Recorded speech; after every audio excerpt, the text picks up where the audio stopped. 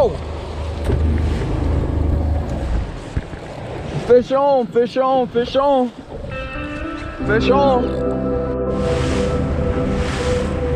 Look at that sunrise peeking right around that point right there, man. It's so beautiful. We got a strong east wind pushing up in here. We're gonna make our way around the Navy base. This is the Navy base right here. Look at that mullet jump right there. We're gonna push around this point, ease around the Fort Pickens, and see what it's looking like towards the pass. If it's looking okay, we might ease on out there. They've been catching some good fish out there. I don't want to jinx myself and tell you guys what I'm going after just yet, but if we make it out to the Gulf, it should be a good day. We'll see you guys in a few minutes.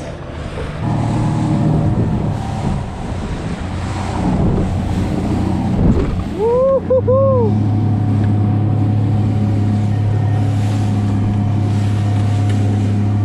All right, guys, we have made it out of the pass. So that's the pass right there behind me, Pensacola Pass. Usually when you're going offshore, you can really tell how rough it's gonna be. The sea reports aren't always correct, just like the weather, but it was a lot smoother than I expected it to be. Now we are out here in the Gulf of Mexico, and there are some rollers, and I'd say those guys are about 2 to 4s. They said it would be 1 foot, around 1 foot is what the sea report said. Am I nervous? Hell yeah. But are we out here? Hell yeah. Hey, I'm ready to go back any second if anything gets worse. But I do want to stick around out here and see if we can't see the fish that I'm looking for. I may even troll a little bit, who knows? But right now I'm just gonna look for activity on top of the water. I'm glad you guys are here with me, and we're gonna make something happen. We're gonna make something happen. Let's go. My plan was to head east, maybe try and make it to Portofino, past Pensacola Beach, but I don't know if we're gonna make it that far. It's not as slick as I would like for it to be, and I can't run as fast as I like to. So I think we're just gonna putt around in this area off the backside of Fort Pickens and see if we can't see any activity. Maybe we'll get lucky. But yeah, if anything happens, you guys are gonna be there to witness the mayhem. I'm hoping some big fish show up here any second. And yeah, I'm excited. What are we doing here? You ain't fishing if you ain't got a line out.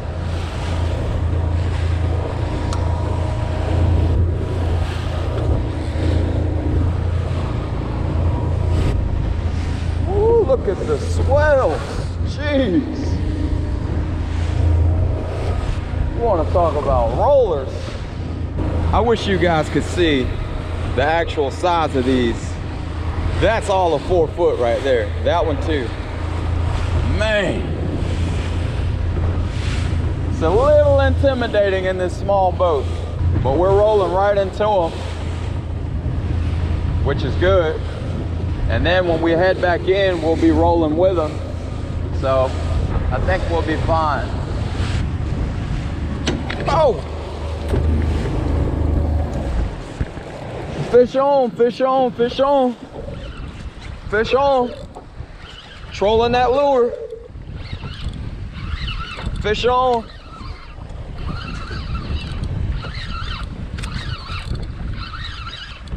Not fighting very hard. Not fighting very hard at all, but he's got some weight to him. Looks like a king. Looks like a king. Small king.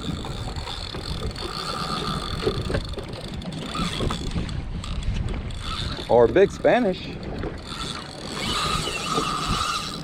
Ah, he pulled. I loosened my drag too, man. That's crazy. It's either a small king or a big Spanish.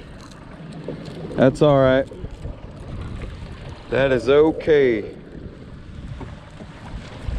Whew. Man, that really got the juices flowing right there. So as you guys can see, I just threw this Yozuri, same Yozuri that I was using in the bay fishing video last time. That fish frayed me up pretty good.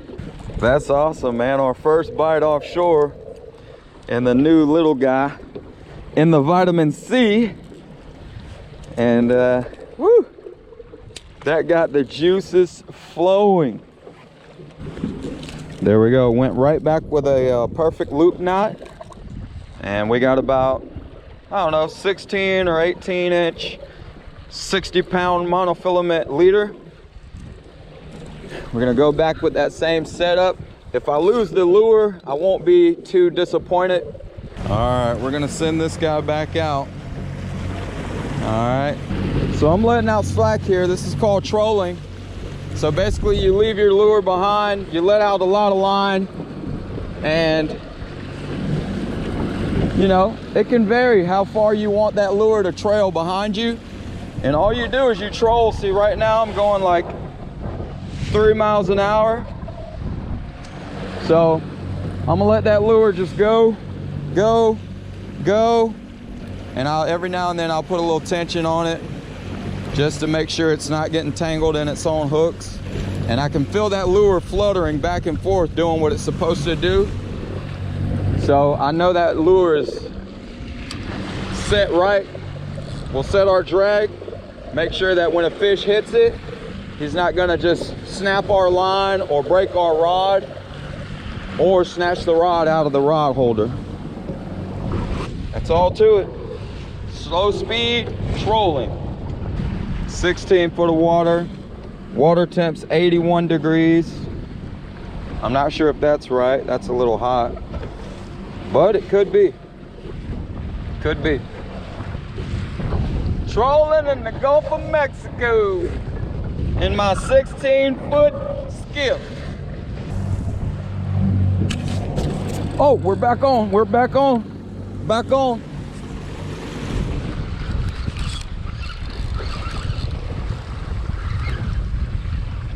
Are we on? Yeah, we're on.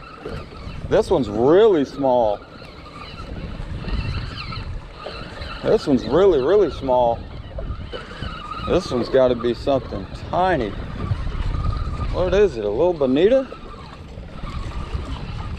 Tiny Spanish. That's like a bait. Tiny Spanish decided to hit that lure. I mean, he's probably a keeper, but we're not keeping him that small. There he goes. All right, guys, update. It's been about 30 minutes since I had my last hit. We got 2 lines out now. As you guys can see, I got this guy hooked up, and we got our Shimano hooked up still. Not a lot of activity, not a lot of bait. I did see some dolphins corralling some bait. Chewing on a piece of fishing line. That first Yozuri's been getting bumped by something, but no takers.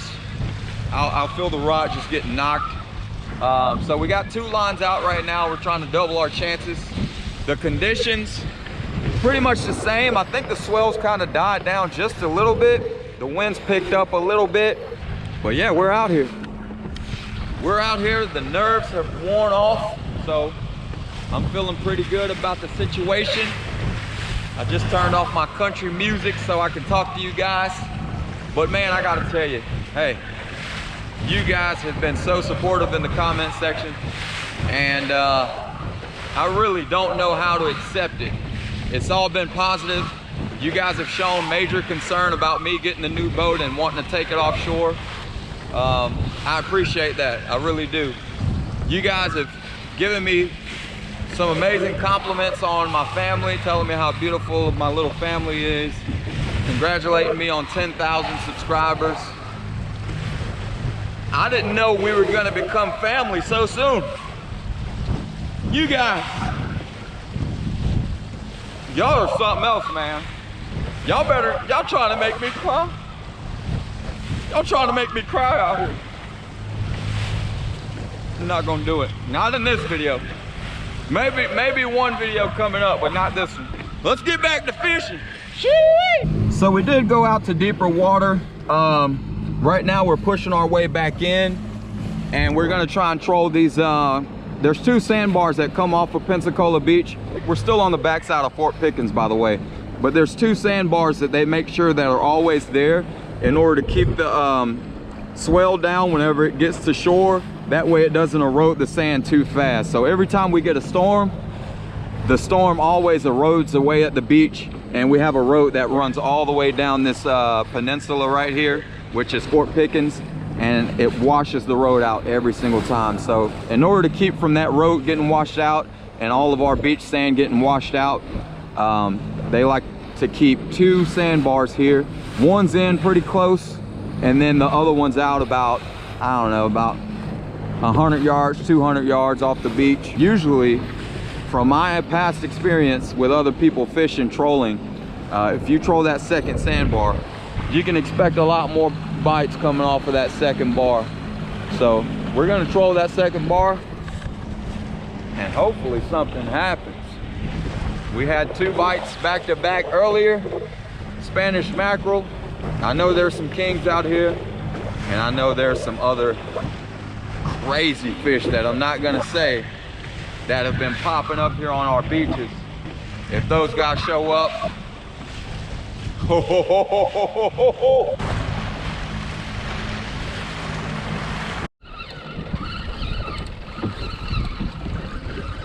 All right, I think we hooked something small again.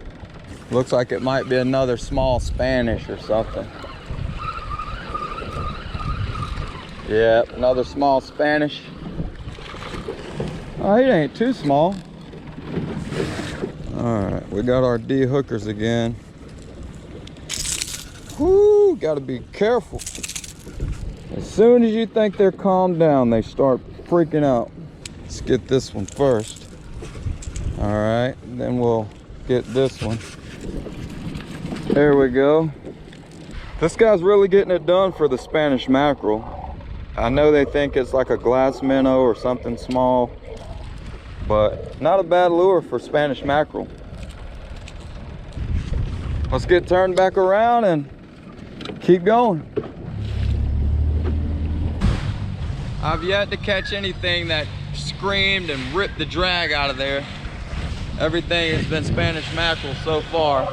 I'm hoping some fish will pop up and I can zip over to them and make a few casts at them. But I can't see any birds or anything out here. Right now it's just trolling. So maybe things will turn around here in a few. I don't know how much longer I'm gonna troll for, but we're out here and we're fishing. Thank God, amen. Whoa, look at all the bait running. We got another small one on, guys.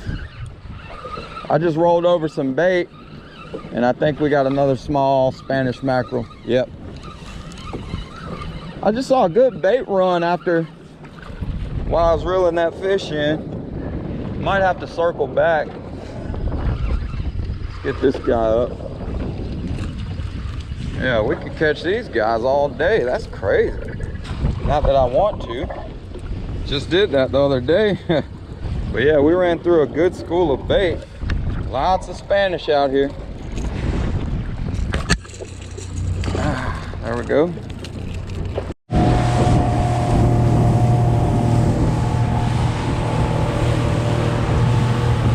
All right, so I decided to head back quite a ways. We're approaching the pass right here. Got some shallow water. We're back on this flat that we started on. And let's see, we're in 13 foot of water. We got 2 lines out again. Yeah, the wind is picking up and I decided to make my way back. But just to fill you guys in, so the boat is self-bailing. If you see those 2 holes, one there, this boat is self-bailing. You guys have been saying I need to make sure that I'm not taking waves over the bow of the boat. This boat does sit pretty low, but even if it does take on water, it's self-bailing. So as long as I'm moving, all that water is gonna just flow right out of there. And then before I even came out on the water, before I took this boat out fishing for the first time, I made sure that I put a brand new bilge pump in there and that it was fully functional. So the bilge pump that was in here was not working.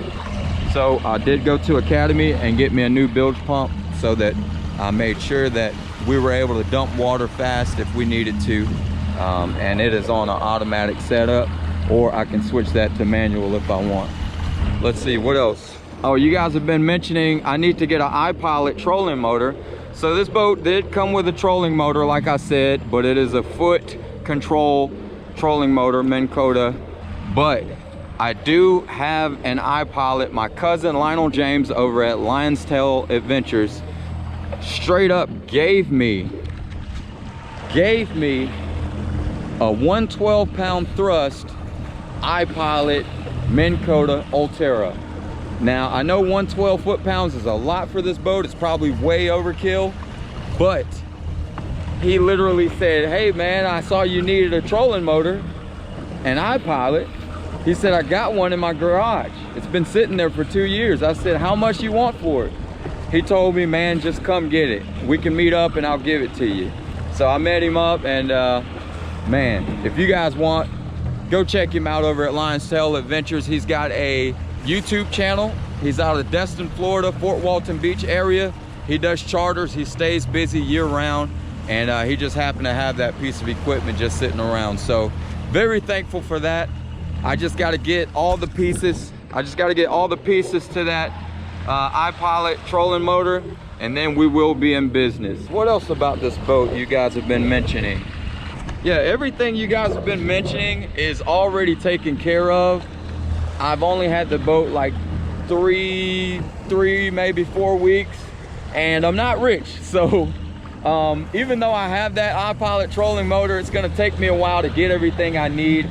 I need batteries, I need the mounting plate, and I also need the Bluetooth control for it. So we will get all that stuff situated, but it is going to take time. I have a 7 to 3:30 job that I do work, and I'm not the richest man in the world. I make a little bit of money off of YouTube, thanks to you guys, but we are getting there, slowly but surely. Right now, I'm just glad to have the boat, and I'm glad to be fishing in my own vessel.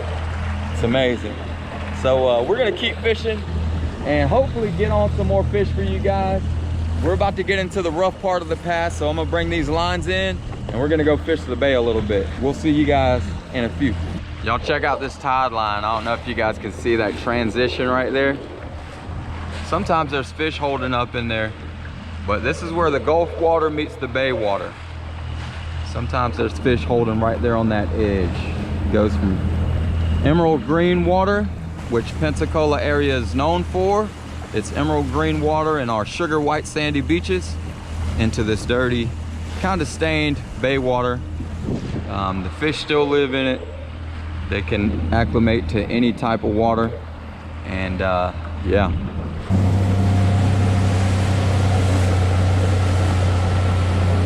As you guys can see,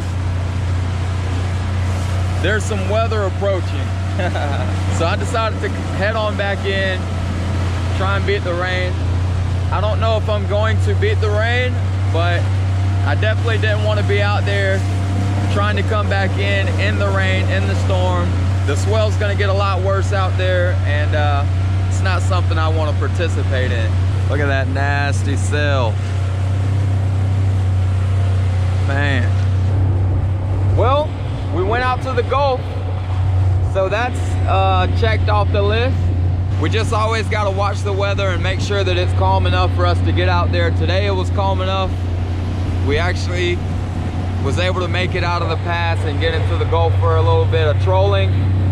Caught us a few Spanish mackerel. It wasn't terrible, so it was a good experience. I learned something. I hope you guys got something out of this video. If you haven't already, be sure to hit that like button, hit that subscribe button, and I appreciate you guys. You guys are like family to me. So we're gonna keep growing, we're gonna keep doing our thing on the channel, and I'm gonna keep bringing you guys along these trips. So let's try and make it back before this rain gets us too bad, and get this boat loaded up on the trailer. We'll see you guys in the next one. I'm Vitamin D for Vitamin D TV, and I'm out.